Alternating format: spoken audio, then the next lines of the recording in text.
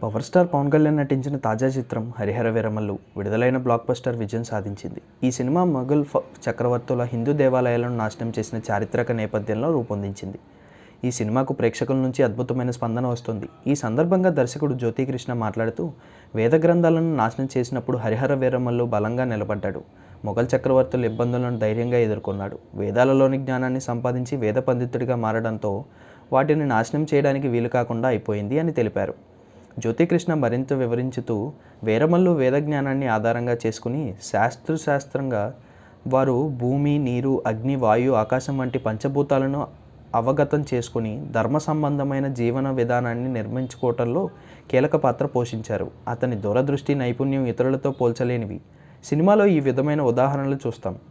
గుల్ఫమ్ ఖాన్ కబీర్ దూహన్ సింగ్ను కొండపై ప్రమాదం నుంచి కాపాడడం, యాగం చేస్తుండగా దాన్ని అడ్డుకోవాలని చూసేవారి నుంచి యజ్ఞాన్ని రక్షించడం, వరుణదేవుని కరుణతో వర్షం కురిపించడం, రాత్రి సమయంలో తోడేళ్లు దాడి చేయడానికి వచ్చినప్పుడు వాటితో మానసిక సంభాషణ ద్వారా ఏమీ కాకుండా చేయడం, ఇవన్నీ వీరమల్లుకి వేదతత్వాల నుంచి ప్రేరణగా ఉన్నాయని చెప్పారు.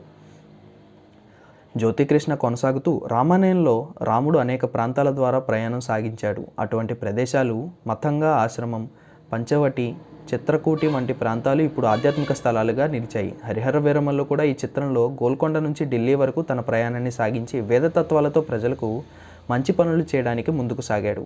ఇతిహాసం మరియు చరిత్రను మిళితం చేసి వీరమల్లు పాత్రను సనాధర్మాన్ని కాపాడటానికి ఎలా పోరాడాడు అన్న దానిపై దృష్టి పెట్టామని అన్నారు. చివర్లో సినిమాలో వీరమల్లు ఔరంగజేబు పాత్రలు కలుసుకోవడం ఒక గొప్ప అంశం. ప్రకృతి సృష్టించిన విపత్తుల నేపథ్యంలో ఇద్దరూ కలుస్తారు. ఈ పరిణామం ఉత్కంఠభరితమైన తుది పోరుకు దారితీస్తుంది. అందుకే క్లైమాక్స్ను ఓ క్లిప్ హ్యాంగర్గా చూపించాం. ఇది రాబోయే భాగంలో కొనసాగిపోవచ్చని అర్థమవుతోందని జ్యోతికృష్ణ తెలిపారు. ఈ చిత్రంలో పవన్ కళ్యాణ్ పోషించిన వీరమల్లు పాత్ర విశేషంగా ఆకట్టుకునేలా ఉంది. సినిమాకు వచ్చిన అపూర్వ స్పందన పవన్ కళ్యాణ్ అభిమానులు, సినిమా ప్రేమికుల్ని కొత్త ప్రపంచంలోకి తీసుకెళ్ళింది.